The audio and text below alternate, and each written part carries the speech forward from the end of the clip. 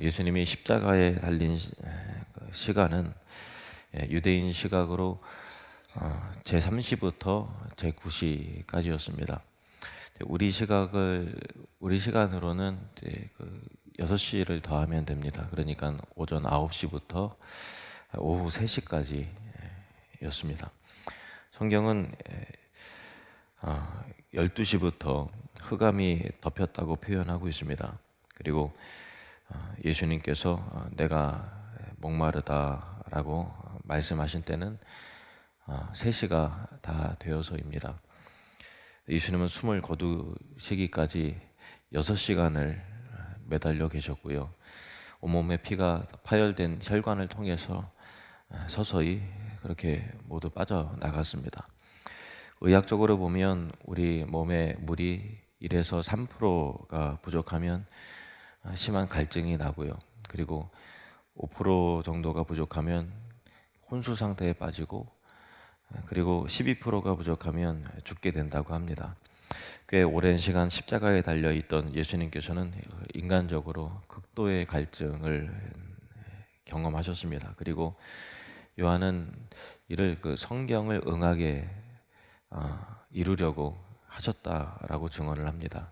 시편 22편 14절 15절에 보시면은 나는 물같이 쏟아졌으며 내 모든 뼈는 어그러졌으며 내 마음은 밀랍 같아서 내 속에서 녹았으며 내 힘이 말라 질그릇 조각 같고 내 혀가 입 천장에 붙었나이다. 또 주께서 또 나를 죽음의 진토 속에 두셨나이다. 시편 22편은 다윗의 예언시인데, 다윗의 이 시를 통해서 예수님께서 받으신 순환, 고난의 그 깊이와 정도를 우리는 가늠해 볼 수 있습니다. 내 혀가 입 천장에 붙었다라고 표현될 정도로 우리가 감히 상상하기 어려운 갈증을 예수님은 경험하셨던 것입니다. 예수님은 육체적으로 목이 마르셨지만 영적으로도 목이 마르셨습니다. 어떤 사람이 해면을 가져다가 신 포도주를 적셔서 갈대에 깨어 마시게 하였지만 신 포도주로는 해소할 수 없는 목마름이 예수님에게 있었습니다. 그것은 바로 하나님에 대한 갈망, 또 하나님에 대한 목마름이셨습니다. 시편 69편 3절에 보시면 내가 부르짖음으로 피곤하여 나의 목이 마르며 나의 하나님을 바라서 나의 눈이 쇠하나이다. 시편 69편의 다윗의 예언시의 내용처럼 예수님의 목마름은 육체적인 그 목마름 이상의 영적 갈망, 하나님에 대한 목마름 있으셨던 것입니다. 그 목마름이라고 하는 단어는 그 헬라어로 딥사오라고 하는 단어인데, 요한복음에는 이 딥사오라는 단어가 3차례에 걸쳐서 등장을 합니다.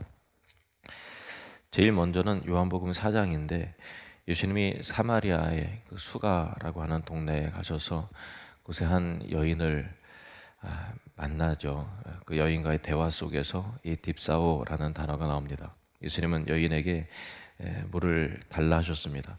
목이 마르셨다는 의미죠. 하지만 실제로 여인이 주는 물을 마셨다는 기록은 없습니다. 오히려 그 여인에게 물을 주어서 목마르지 않게 하신다라는 내용입니다. 요한복음 4장 14절 보시면 내가 주는 물을 마시는 자는 영원히 목마르지 아니하리니 내가 주는 물은 그 속에서 영생하도록 솟아나는 샘물이 되리라. 예수님은 물을 좀 달라라고 하셨죠.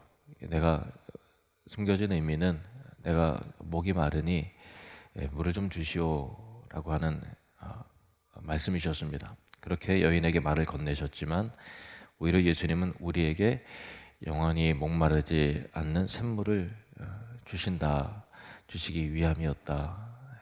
물을 달라고 하신 이유는 우리에게 오히려 물을 주시기 위함이었다라는 것입니다.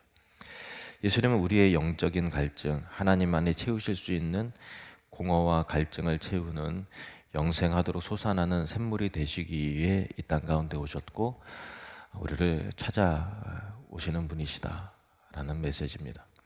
두 번째 나타나는 딥사오는 요한복음 7장에 나오는데, 요한복음 7장 37절에서 38절 말씀 보시면, 명절 끝날 곧 큰 날에 예수께서 서서 외쳐 이르시되 누구든지 목마르거든 내게로 와서 마시라. 나를 믿는 자는 성경의 이름과 같이 그 배에서 생수의 강이 흘러나오리라 하시니, 여기 보면 이 명절이 나오는데, 명절 끝날, 여기서 명절은 초막절을 말합니다. 예수님 당시의 초막절 기간에는 성전에서 물과 관련한 특별한 행사가 있었는데, 성전 제단 옆 큰 항아리에 물을 가득 채우고 가는 관을 통해서 물이 제단 아래로 흘러가게 하는 것입니다. 물이 제단에 받쳐지는 것은 그러니까 이스라엘 백성의 초막 생활을 할 때, 광야 생활을 할 때 늘 목이 마르고 물이 없었잖아요. 그때 하나님께서 반석에서 물을 공급하심으로 우리의 갈증을 채워주셨다. 하나님께서 우리를 목마르지 않게 하신다라는 것을, 광야의 삶을 기념하기 위한 것이었습니다. 그들은 하나님의 물을 주셔서 이스라엘이 목마름을 해결하며 살 수 있었다고 초막절에 기념하며 고백하는 것이죠. 이러한 초막절 배경에서 예수님은 목마른 자들을 초대하여 생수를 약속하시는 것입니다. 누구든지 목마르거든 내게로 와서 마시라. 나를 믿는 자는 성경의 이름과 같이 그 배에서 생수의 강이 흘러나오리라. 그래도 광야의 삶을 살잖아요. 늘 목이 마르지 않습니까? 그때 우리에게 그 생수를, 목마르지 않도록 생수를 갈증 없도록 공급하시는 분은 예수 그리스도 한 분이시다라는 의미입니다. 그래서 예수님께로부터 와서 마시면 우리 안에 계속해서 생수가 공급되어서 영원한 영적 만족이 이루어진다는 것입니다. 세 번째로 나타나는 딥사오는 앞선 두 목마름과 연결되는 세 번째 딥사오로 연결이 되는데, 이 세 번째 딥사오 목마름은 십자가 위에서 예수님이 경험하신 목마름입니다. 예수님은 왜 목마름을 경험하셨을까요? 하나님을 떠난 모든 인간들의 그 영적 갈증, 본질적 목마름의 고통에서 벗어나도록 하시기 위해서 우리를 대신하여 그 목마름의 자리로 나아가신 것이고, 친히 목마름을 경험하신 것입니다. 십자가는 우리의 목마름을, 갈망을, 갈증을 해결하기 위한 영적 생수의 근원의 자리였던 것입니다. 이제 우리는 우리를 대신하여 친히 목마름을 경험하신 예수님을 믿고 예수님께로부터 와서 십자가로부터 흘러나오는 그 보혈, 그 생수의 강을, 물을 마시면 영원토록 목마르지 않게 되는 것입니다.